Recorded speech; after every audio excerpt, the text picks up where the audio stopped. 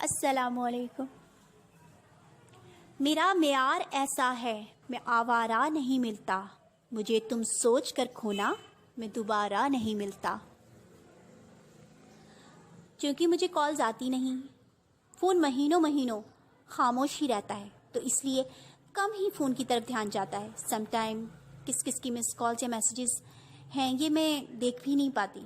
ایک voice message پر میری بیٹی نے گیمز کے دوران شاید ہاتھ لگ گیا، اس کے بعد اسے یاد نہیں رہا مجھے بتانا، چونکہ زیادہ تر بچی کے ہاتھ میں ہی موبائل ہوتا ہے۔ سیکنڈ میسیج البتہ میں نے سنا مسٹر فیاض کا تھا، جس میں انہوں نے بڑی باتیں کی ہیں۔ بھائی سب سے پہلے تو فیاض صاحب بتائیں کہ وہ ہیں کون ہیں، اپنا تعارف تو کرائیں۔ میری زندگی میں کوئی ان کا عمل دخل ہے؟ اگر نہیں تو کس برتی پر وہ بیکار کی باتیں کر رہے ہیں؟ تم فون نہیں اٹھا رہی، میسج سن لیتی ہو، جواب نہیں دے رہی۔ میں کس لیے فون اٹھاؤں؟ اور اگر اٹھا بھی لوں تو کیا ہوگا؟ نتیجہ پھر وہی ہوگا، سنا ہے چال بدلے گا، پرندے بھی وہی ہوں گے، شکاری جال بدلے گا۔ بدلنے ہیں تو دن بدلو، بدلتے کیوں ہو ہنسوں کو؟ مہینے پھر وہی ہوں گے، بیچارہ سال بدلے گا۔ اگر ہم مان بھی لیں فیاض صاحب، فون پہ بات کر لیں، بتاؤ کتنے سالوں میں سیالکوٹ والوں کے جھوٹوں کے بعد ہمارا حال بدلے گا؟ میں جانتی نہیں ہوں کسی کو، ہر ان نون کال نہ میں ریسیو کرتی ہوں اور نہ فالتو وقت ہے کہ فون کے ساتھ ہر وقت چپکی رہوں۔ ہاں میرا بھی کوئی باپ بھائی بن جاتا تو شاید ٹائم نکل آتا۔ پلس اتنا تمہارا دماغ خراب نہیں، اچھا خاصا چلتا ہے، بڑی ہوشیار بنتی ہوں۔ تو جناب میں نے کب دعویٰ کیا کہ میرا دماغ خراب ہے یا صحیح نہیں چلتا؟ الحمدللہ شکر گزار ہوں میں اپنے رب کی کہ دنیا نے تو ہر ممکن کوشش کی، ہر عمل سے کہ کسی طرح دماغ الٹ جائے یا جان سے چلی جائے، پر اس ذات کریم نے ہر موڑ پر ہر جگہ سنبھالا۔ دنیا مارتی تھی اور وہ زندہ کرتا تھا، دنیا کے لوگ گراتے تھے اور وہ سہارا دیتا تھا۔ چلتے رہیں گے قافلے میرے بغیر بھی یہاں، ایک ستارہ ٹوٹ جانے سے فلک تنہا نہیں ہوتا۔ جب بلاوا آئے گا جلد یا بدیر چلے جائیں گے، شاید ابھی، شاید کل یا کئی سال بعد، صرف اس کی مرضی سے، ورنہ انسان لگا لے اپنا زور۔ امام غزالی رحمۃ اللہ علیہ فرماتے ہیں، سب انسان مردہ ہیں، زندہ وہ ہے جو علم والے ہیں۔ سب علم والے سوئے ہوئے ہیں، بیدار وہ ہے جو عمل والے ہیں۔ تمام عمل والے گھاٹے میں ہیں، فائدے میں وہ ہیں جو اخلاص والے ہیں۔ سب اخلاص والے خطرے میں ہیں، کامیاب وہ ہے جو تکبر سے پاک ہے۔ ہاں اتنے سانحوں سے جب انسان گزرا ہو اور برا ہی برا ہو آپ کے ساتھ، مگر کچھ اچھا نہ ہو جو آپ کو انرجی دے سکے، تو آپ کی ہیلتھ بھی کتنی دیر قائم رہے گی؟ نیچرل بات ہے، میرا فوکس بھی ہٹ گیا تھا کچھ سال، ذہن بالکل معاف رہا، مجھے کچھ کرنے یا بولنے کے لیے پوری قوت لگانی پڑتی تھی۔ ذہن پر زور دیتے ہوئے میں بہت ہلکان ہو جاتی اور تیزی سے کوئی بھی ذہنی کام نہیں ہو پاتا۔ جیسے کہ بچے کو اگر ایک پیج پڑھانا ہوتا تو کئی گھنٹے لگ جاتے خود ہی انڈرسٹینڈ کرنے میں، فوکس کرنے میں۔ یہی حال روزگار کے کام کا ہو گیا، کوئی بھی کام سارا دن لے کے بیٹھنے کے باوجود خراب ہو جاتا، پورا دن گزرنے کے بعد بڑی مشکل سے بہت معمولی کر پاتی، 3-4 ہزار سے زیادہ کی ارننگ ہو ہی نہ پاتی۔ طبیعت الجھتی، اریٹیشن بڑھتی تو باقی کے سارے کام بھی ڈسٹرب ہوتے، لامحالہ سارا غصہ اور نزلہ بچے پر نکلتا۔ یہی کئی سال سے روٹین رہی۔ کئی سال کی اس کیفیت کے بعد سال بھر سے تھوڑا بہتر ہونے لگا، مگر غور کرنے والی بات یا کام میں سیم کیفیت ہو جاتی ہے، یعنی مجھے بالکل خاموشی چاہیے ہوتی ہے۔ لیٹ سپوز میں فون پر ہی بات کیوں نہ کر رہی ہوں، میرے ارد گرد اگر ذرا سی بھی موومنٹ ہوگی میں فوکس نہیں کر پاتی۔ 10 سال پہلے 2-2 3-3 کام ایک ساتھ کر لیتی تھی، پر کچھ عرصے پہلے ایک ہی کام کو فوکس کرنا نہ صرف مشکل ہو گیا بلکہ خراب بھی ہونے لگا۔ مائنڈ میں آکسیجن نہ پہنچنے کی وجہ سے۔ یہی وجہ ہے کہ میں اپنی بیٹی کو بھی نہ ذرا سا بولنے دیتی ہوں، نہ ہلنے جلنے۔ کہ جب بھی میں دماغی کام کر رہی ہوں، کسی کی بات کا جواب دینا ہو، میرے سامنے سٹل بیٹھو، بالکل سناٹا ہو، ادروائز میرا دماغ مسلسل چکراتا رہتا ہے۔ یہی وجہ ہے کہ اگر کوئی سامنے مجھ سے بات کرے تو میں بہتر جواب نہیں دے پاتی، بہت سی انرجی سرو ہوتی ہے غور کرنے میں۔ البتہ میسج پر آرام سے بات کر لیتی ہوں، اپنی سہولت کے حساب سے جب کمفرٹیبل ہوں، کبھی عرش پر، کبھی فرش پر، کبھی ان کے در، کبھی در بدر، غم عاشق تیرا شکریہ، میں کہاں کہاں سے گزر گیا۔ لیکن جب سے ایپیسوڈ کا سلسلہ سٹارٹ ہوا ہے، تھوڑا تھوڑا بہتر ہو رہا ہے سب۔ ہاں، البتہ مجھے ایپیسوڈ کے لیے کافی مینٹلی ایفرٹ کرنی پڑتی ہے۔ پہلے ذہن کی باتوں کو پیپر پر اتارنا پڑتا ہے، پھر اس سے بیان کرنا پڑتا ہے، ورنہ اتنی بے ربط ذہن پر وارد ہوتی ہیں کہ عام بندے کے لیے ذرا سمجھنا مشکل ہو جائے۔ ہاں، البتہ ضروری نہیں کہ ہر لکھا جانے والا لفظ پڑھنے والے کے معیار کے مطابق ہو۔ لکھنے والا اپنی کیفیت جبکہ پڑھنے والا اپنی کیفیت میں ہوتا ہے۔ پر میں شکر گزار ہوں اللہ کے بعد آنٹی کی، جنہوں نے میرے ختم ہوتے ذہن کو بچانے کے لیے یہ مشورہ دیا کہ مجھے اسی طرح اپنے ذہن سے کھرچ کر وہ ساری تکلیف دہ باتیں ایپیسوڈ کی فارمز میں نکال دینی چاہیے ہیں جو اندر ہی اندر مجھے کھوکھلا کر رہی ہیں۔ میرے مائنڈ میں مزید سپیس نہیں رہی، بلکہ اوور لوڈنگ کی وجہ سے ہی پریزنس سے کنیکٹ رہنا مشکل ہو رہا ہے۔ یہی وجہ ہے کہ اگر میں زبردستی کوشش کرتی ہوں تو طبیعت بگڑنے لگتی ہے، پر انشاءاللہ جیسے جیسے سب ذہن سے نکلتا جائے گا کافی بہتر ہو جائے گا۔ جب جب آپ چپ رہ کے سب کچھ برداشت کرتے رہو گے تب تب دنیا کو بہت اچھے لگو گے، مگر ایک آدھ بار بھی حقیقت بیان کر دی تو دنیا کے سب سے برے آدمی لگنے لگو گے۔ مزید مسٹر فیاض نے کہا، یہ جو تم نیٹ پر ڈال رہی ہو اچھا نہیں کر رہی۔ بھائی، اچھا کر رہی ہوں یا برا، اس کے لیے میں کسی کے آگے جواب دہ نہیں ہوں، اور نہ ہی میں نے کسی سے مشورہ مانگا ہے۔ کچھ لوگوں کو عزت راز نہیں آتی جب تک ان کے جیسے نہ بن جاؤ، ان کو سمجھ نہیں آتی۔ اسی لیے اس کے لیے مجھے مجبور کیا گیا ہے۔ ہم ساری زندگی تکلیف بھی برداشت کریں، محبتیں بھی نبھائیں، عزتیں بھی رکھیں، بجائے اس کے کہ دوسرے قدر کریں، الٹا ہمیں ہی دنیا کی نظر میں غلط بنا دیا جائے۔ بہت کھیل کھیلیا یہ، پر اب نہیں، کم سے کم اچھا نہیں کر سکتے تو برا تو نہ کرو۔ مزید فیاض صاحب کہتے ہیں، تمہیں اس کا خمیازہ بھگتنا پڑے گا۔ کیا؟ یعنی ایک سے بڑھ کر ایک؟ او بھائی، کس چیز کا خمیازہ بھگتنا پڑے گا؟ واہ جی واہ، چپ رواں تے لو سردا جے بولاں تے لوگ۔ جب سے دنیا میں آئے ہیں جنت میں نہیں رہ رہے تھے، خمیازہ ہی بھگت رہے تھے اپنے بڑوں کی غلطیوں کا۔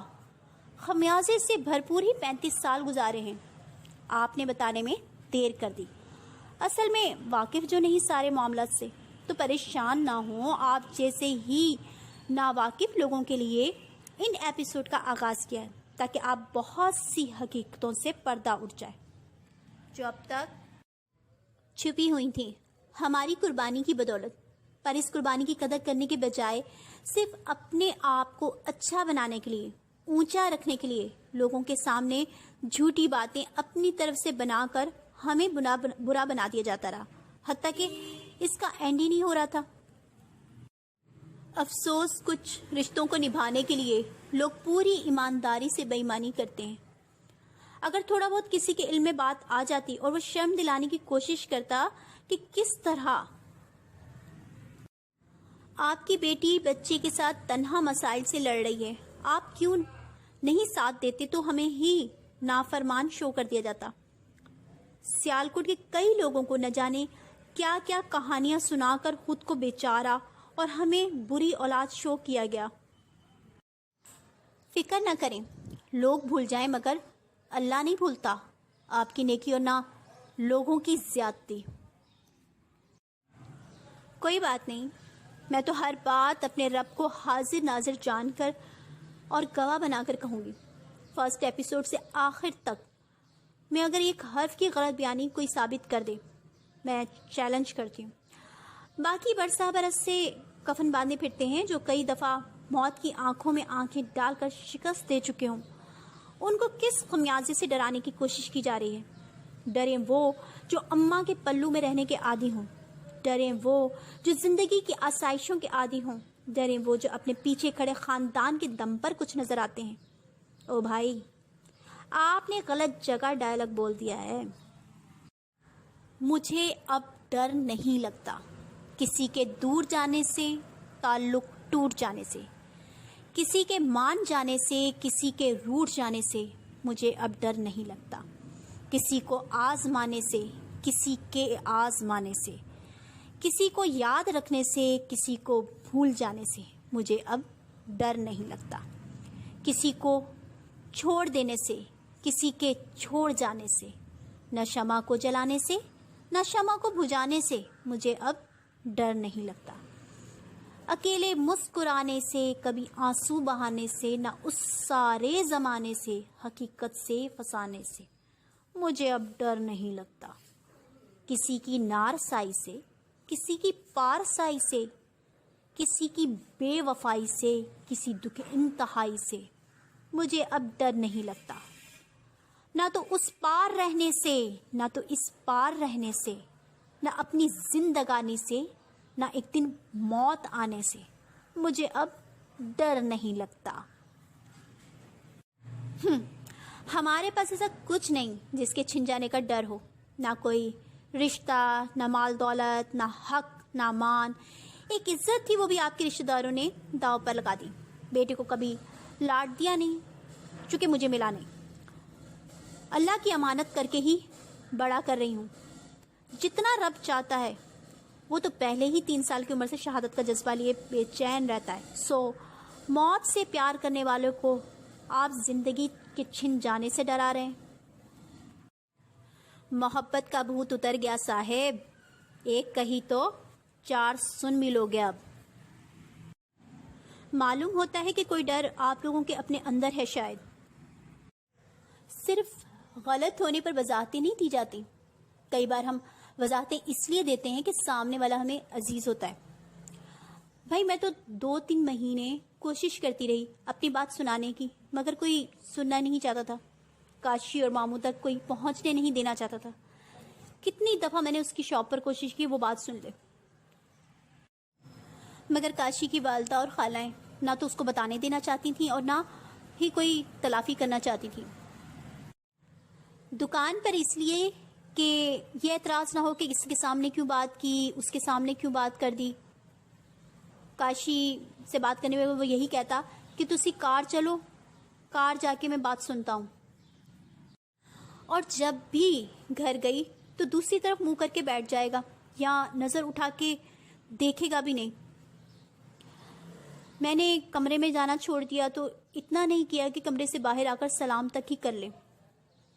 جس کے گھر جا رہے ہوں وہ سلام تک نہ کرے تو پھر میں اس سے کیا بات کروں؟ اور جانتی ہوں یہ سب وہ کس کے کہنے پہ کر رہا تھا۔ اندر ہی اندر دکھ رکھ کر میں ختم ہو گئی تھی، اس قابل بھی نہیں بچ رہی تھی کہ اپنے بیٹے کو ہی محسوس کر پاؤں۔ ذرا سی عمر سے سخت ترین اسے زندگی گزارنی پڑی۔ اس بچے کا بھی خیال تک نہ کیا، دوسروں کا کیا وہ بھگت رہا تھا۔ سٹریس سے کتنی دفعہ میری نوز بلیڈنگ شروع ہوئی۔ ڈاکٹر نے یہاں تک کہا کہ اگر آپ یہ سٹریس ریلیز نہ کریں گی تو برین ہیمریج بھی ہو سکتا ہے۔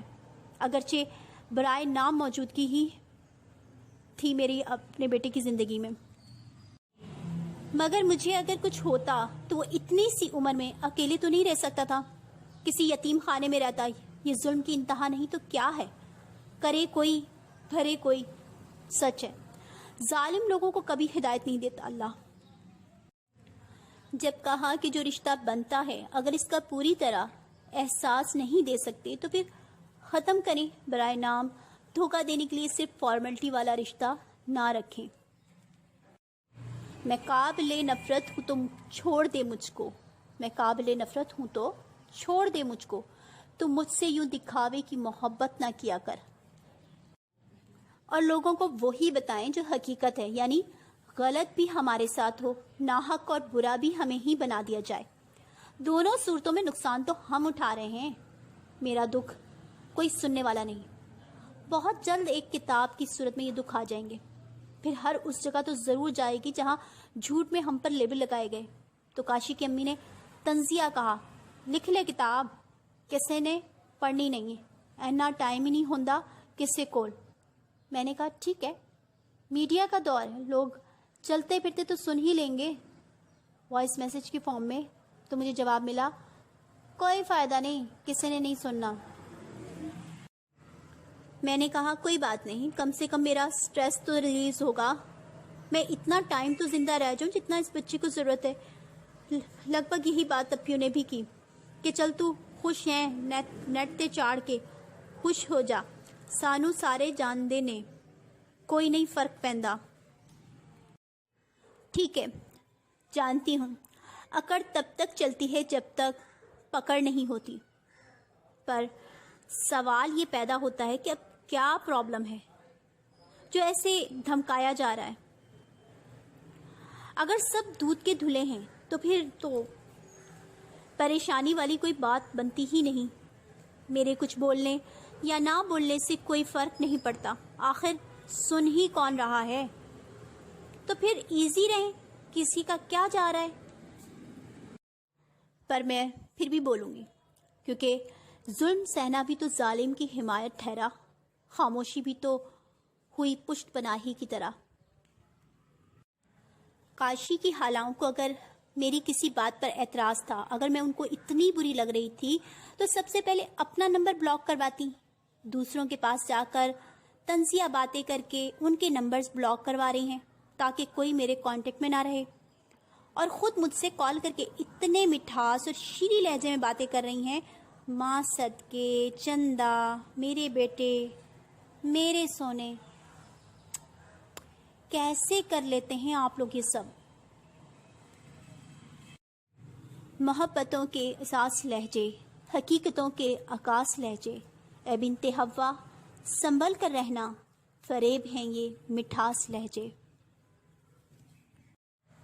15 दिन पहले पीठ पीछे इतनी कड़वाहट में मेरा तस्करा किया जा रहा है और कहा जा रहा है कि सब मीना का नंबर ब्लॉक कर दें, इससे बात ना करें। और 15-20 दिन बाद इस कदर शहद लहजे में, जैसे आपसे अपना बढ़कर कभी कोई मेरा ज़िंदगी में रहा ही ना हो या कभी मेरी बुराई आपने किसी से की ही ना हो, इस कदर हमदर्द तासुर देती हैं जब भी आप बात करती हैं। और अगर मैं हकीकत से लाइल्म होती तो बाखुदा जिस तरह आप लोगों के लहजों की मैं असीर हूँ, एक दफ़ा फिर खुशी खुशी बेवकूफ़ बन जाती आप लोगों के हाथों। दुनिया से चले जाने के बाद मरे हुए लोगों के साथ जिंदा लोगों का भी एहसास करें तब मज़ा आए। जो जा चुके उनको तकलीफ हो इस ख्याल से तो तड़प शो कर रहे हैं, मगर जिंदा इंसान बड़ी से बड़ी क़यामत से गुजर जाए, बिकने पर आ जाए, उसके लिए एक आह तक ना निकले। ये कैसा दोगलापन है और मुनाफकत है। कुछ लोग हमारी नफरत के काबिल भी नहीं होते और हम उन पर अपनी मोहब्बत ज़ाया कर देते हैं। हाँ, ये अंदाज़ा मुझे ज़रूर है कि मेरे इस तरह दुख बयान करने से बहुत सी बातें खुल रही हैं, पर मजबूरी है, वो मेरे साथ जुड़ी हैं। इन बातों के तस्करे के बगैर मेरी बात मुकम्मल ही ना होगी और शायद इस तरह आपके कुछ मुखालफिन को मौका मिल रहा हो बहती गंगा में हाथ धोने का, कि लगे हाथों वो भी काम अंजाम दे लें। तो सब इतना जान लें, सब आपके रिश्तेदार इतना जान लें कि जिनसे मुझे शिकायत है वह सिर्फ मेरे और गुड़िया के मुजरिम तो हो सकते हैं, सबके नहीं। बाकी सबके साथ शायद बहुत कम और मामूली नौयत का ही बुरा किया होगा उन्होंने, जो कि काबिल माफ़ी है। और फिर बाकी सब खुद भी तो इसी तरह करके बदला वगैरह लेके हिसाब बराबर कर ही लेते हैं। सिर्फ और सिर्फ मैंने कभी किसी को उनकी तरह ना करके दिखाया, बुरे के जवाब में बुरा नहीं किया। तो ये हक सिर्फ मुझे हासिल है और किसी को नहीं। और चूंकि सब मेरे लिए बराबर हैं, किसी ने भी मुझे मेरा अपना बनकर नहीं दिखाया, تو یہ سوچ بھی ذہن میں رکھیں کہ وہ بھی اس نرغے میں آ سکتے ہیں۔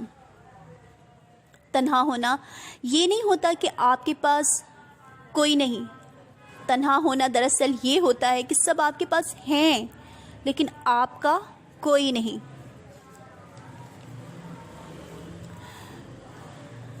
سب کی پکڑ ہو سکتی ہے، اس لیے کہ دودھ کا دھلا کوئی بھی نہیں ہے۔ باقی سب کے ساتھ کاشی کی خالاؤں اور والدہ نے کئی چیزیں بہت اچھی بھی کی ہیں، کئیوں کے کام بھی بہت آئی ہیں۔